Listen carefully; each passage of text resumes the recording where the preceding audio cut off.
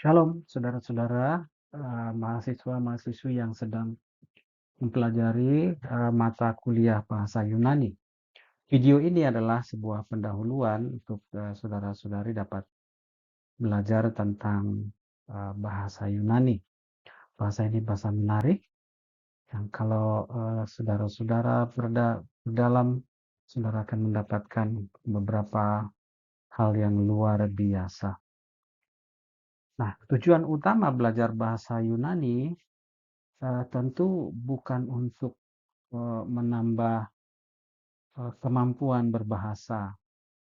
Tujuan pentingnya adalah untuk menolong kita, menolong saya, menolong saudara untuk memahami firman Tuhan, yaitu komunikasi Allah mula-mula kepada jemaat yang Ia sapa, untuk kemudian dapat mengkomunikasikannya kepada orang-orang di mana kita hidup atau di zaman kita hidup, atau untuk melakukan kontekstualisasi. Nah, memiliki tujuan ini sangatlah penting bagi kita, bagi setiap orang yang berusaha untuk mengenal Tuhan melalui firman Tuhan. Jadi dengan memiliki tujuan ini, kita dapat uh, memiliki motivasi yang kuat untuk belajar. Karena belajar bahasa Yunani, biblical ini bukan pelajaran yang mudah. Ya, diperlukan sebuah kesungguhan, kerelaan, ketaatan untuk belajar, disiplin, kerinduan akan Tuhan yang cukup.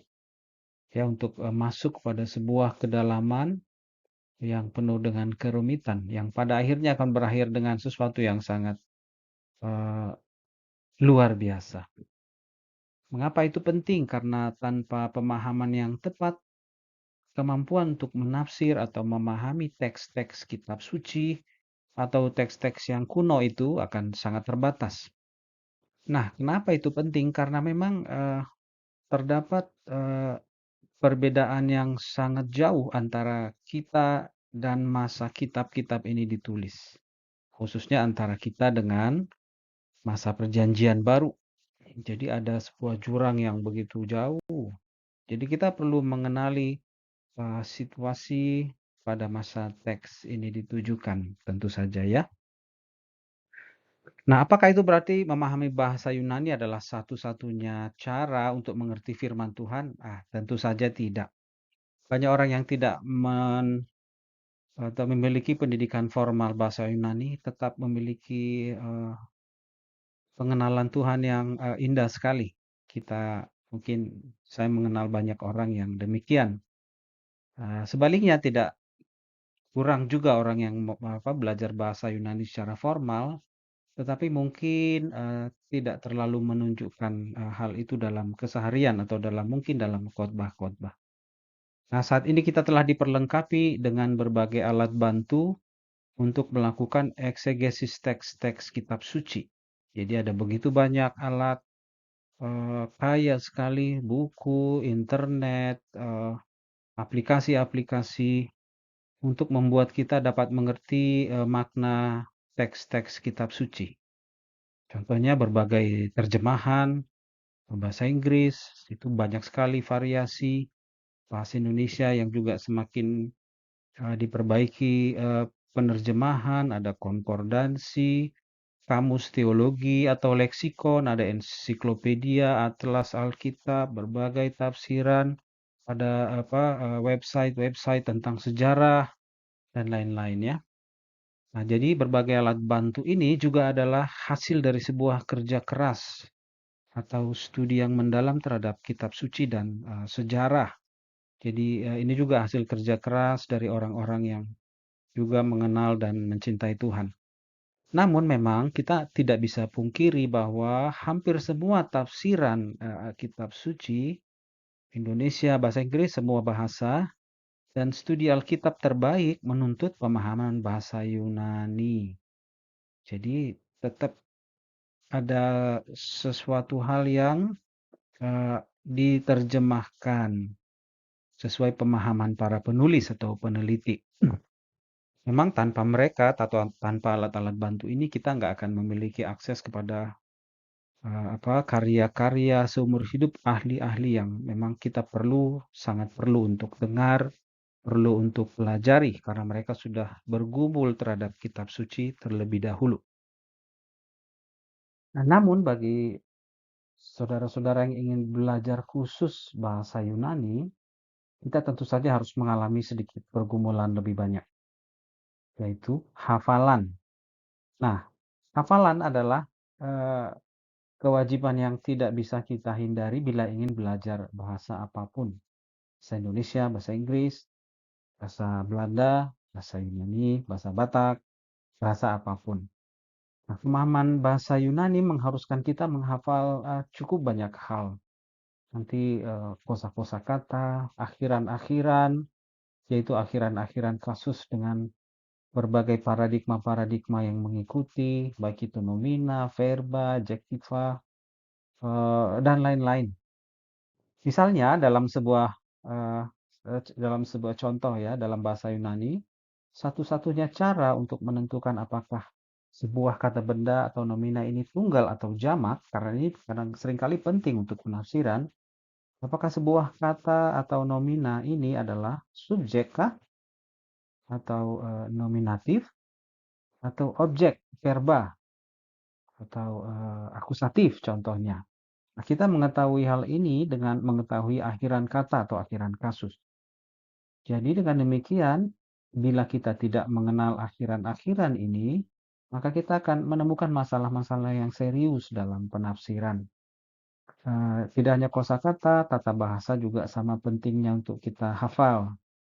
Jadi tidak bisa kita hindari bahwa untuk belajar bahasa, kita perlu mengalokasikan waktu dan konsistensi yang lebih untuk belajar lebih dalam. Nah, memang satu hal yang penting, cukup banyak orang yang bertanya, "Mengapa harus belajar bahasa Yunani? Mengapa itu penting?" Nggak penting. Udah kita belajar tafsiran aja cukup, banyak alat bantu. Itu tentu saja tidak sepenuhnya salah. Namun, Dr. William Mounce ini menyatakan suatu hal yang bagi saya ini penting, demikian tulis beliau, tentu saja di terjemahan ya. Saya menemukan pola yang agak menarik. Orang yang berkata bahwa bahasa Yunani tidak penting adalah mereka yang tidak memahami bahasa Yunani. Aneh kan? Bayangkan seorang yang tidak tahu apa-apa tentang tenis berkata bahwa tidak perlu kursus untuk bermain tenis. Itu saja ada benarnya, tapi sejauh apa Anda ingin menguasainya tentu itu penting. Jadi bukankah ini akan menggelikan? Jadi untuk menutup bagian ini, sekali lagi saya ingin sampaikan bahwa pelajaran bahasa Yunani tidak diajarkan semata-mata untuk kepentingan bahasa Yunani itu sendiri atau untuk menambah kemampuan bahasa ya, linguistik, melainkan sebagai sarana untuk mengenal Allah secara pribadi pada waktunya atau akan menumbuhkan kasih kita kepada Allah untuk selanjutnya mengomunikasikan pengenalan itu kepada orang lain. Nanti ini adalah kasih kita kepada sesama. Dengan demikian, semua kesaksian, semua pengajaran, semua khotbah kita akan menjadi khotbah yang hidup, khotbah yang berkuasa.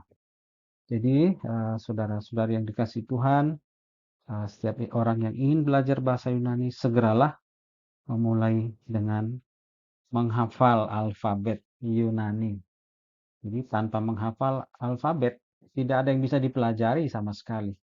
Kita mempelajari sebuah bahasa dengan mengenal alfabet, dari situ kita membaca kata-kata, membaca kalimat, kita mengenal berbagai tata bahasa, struktur yang ada di dalam, untuk kemudian pada akhirnya kita mengenali dan memahami maknanya.